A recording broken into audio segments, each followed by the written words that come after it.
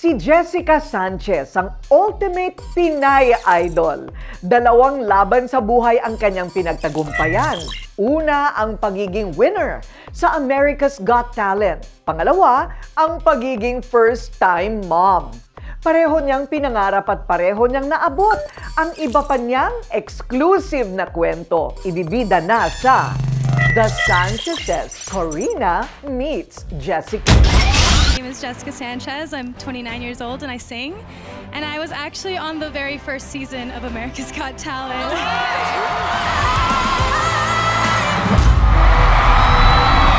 The AGT champion, Jessica Sanchez! Wagi ang ultimate Pinay singing idol na si Jessica Sanchez. Matapos niyang masungkit ang pagiging kampyon sa 20th season ng America's Got Talent.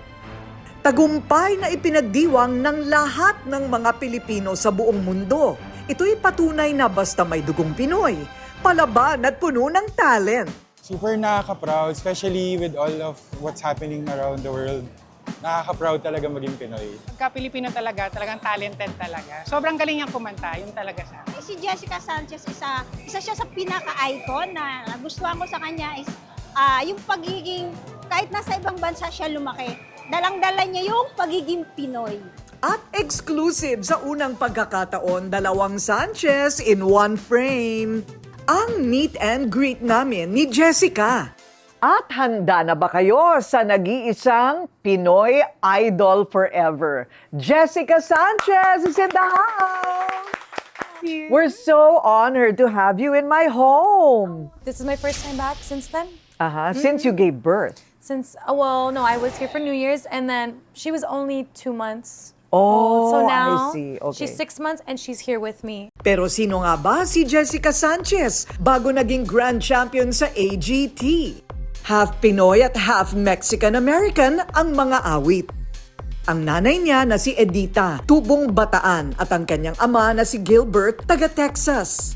Mula pagkabata, hilig na daw talaga ni Jessica ang pagkanta at pag-perform sa maraming tao. Nauna nang nagpakitang gila si Jessica sa isang music TV show noong 2005, ang Showtime at Apollo. Sinundan nito ng kanyang pagsali sa America's Got Talent kung saan nakilala siya bilang Mini Whitney Houston. I was surprised to find out that you actually already tried AGT. The first season of America's Got Talent. 10 years old. What was Yeah. your piece? What did you sing? I sang I Surrender. How did you take defeat? Oh, I was devastated. I was like, this is the end of my career. It's never gonna happen for me. Now, I feel like I was a lot more prepared. You know, I feel like the Lord had kind of told me and confirmed that it was my time. Kwento ni Jessica, halos 2 dekada ang kanyang hinintay para sa winning moment niya sa AGT. Pero ang long journey niya worth it dahil revelasyon ng singer, pagkanta lang daw ang tanging niyang alam gawin sa buhay. My whole life revolved around music. So much that it became my identity. In between Idol and AGT, I kind of did struggle with the thought of, oh, maybe this isn't for me.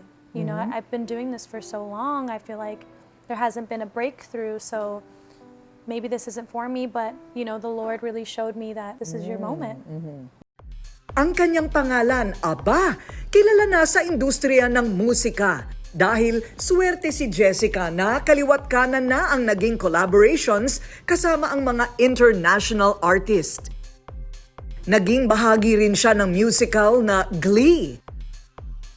Inimbitahan pa sa White House para sa event ng pamilya ni President Obama noong 2013. Pero kahit na namamayagpag na ang karera sa ibang bansa, hindi niya nakakalimutan ang pagiging dugong Pinoy. This is something that you grew up with, like Filipino traditions. But hindi ka nagsasalita ng Tagalog. I'm learning. Learning? Really? I'm learning with my daughter. So the first time I came to the Philippines was right after I came up runner-up on Idol. right. And Yes. it was just so much support. I didn't realize how much support I had here. So that was That was very special. Hindi lang champion si Jessica sa kantahan, golden buzzer din ang na-hit niya sa personal niyang buhay, lalo na sa love life. Your husband doesn't mind all the singing. Actually, he wants me to sing more. Even more? Really? Yeah. When we're at home, I don't really sing a lot. So he's like, why don't you ever sing to me? You need to sing to me. I know, right? Ang love story ni Jessica at Ricky, daig pa ang hit na love song. Aminado si hubby na fall siya agad noon sa Pinay singer. She has the most purest heart, and it's hard to say just my most favorite thing because she's also her humility. She's super humble. A lot of people love her and respect her, but she's chosen, has continued to chosen to be so humble during this season of her life, and so she wants to continue to give back. She's super happy with the fans that have supported her, and because of her fans, she is where she is. Nakakaaliw ang twist ng kwento. Hindi daw alam ni Ricky noon na famous pala itong si Jessica. When I met Jessica, I didn't know she was an artist or that she sang. I randomly met her at a church that I used to work at, and we became friends, we started dating, and then the rest is history. So Sa unang pagkakataon, inamin ng asawa ni Jessica kung bakit sobra daw niyang swerte sa pagkakaroon ng Pinay na wifey. tremendously, not just that she's my wife, but just who she is as a woman, seeing the ups and downs, and then, seeing her never give up. It's definitely an inspiring story, so absolutely proud. Get to experience the culture side of it. Jessica's mom being Filipino, dad Mexican. We have that infusion at our home. Pero ang best trophy daw nilang mag-asawa ay ang kanilang 6-month-old, very new baby girl na Eliana. So now I know why you married him. He's really nice. Thank you. He's a sweetheart.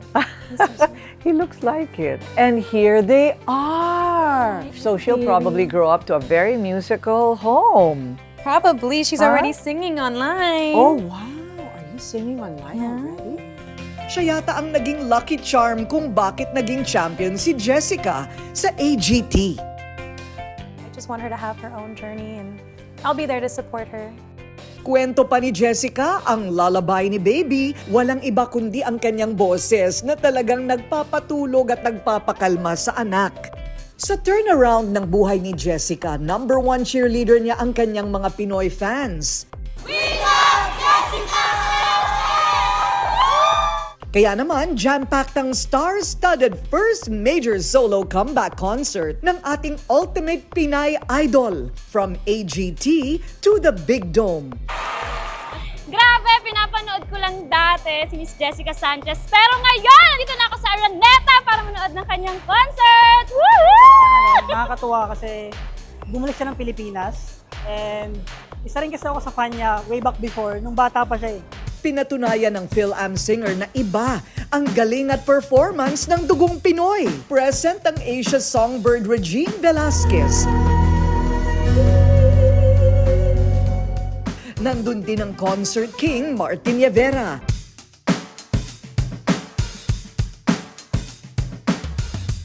Si Asia's pop heartthrob Darren Espanto nakijamming din. Tilian naman paglabas ng multimedia prince na si James Reid. Hindi rin nagpahuli si Mr. Pure Energy Gary V. At marami pang talented Pinoy artist.